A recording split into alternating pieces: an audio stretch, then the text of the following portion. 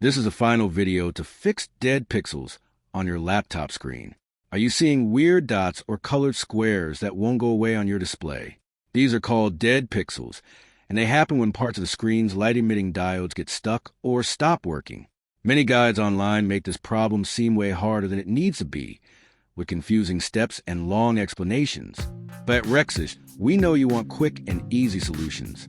That's why we've gathered 4 proven methods that will definitely solve your dead pixel issue, no matter how bad it looks. You can try these one by one, or even take screenshots to follow along. Just remember to pause the video and follow the steps carefully on your screen.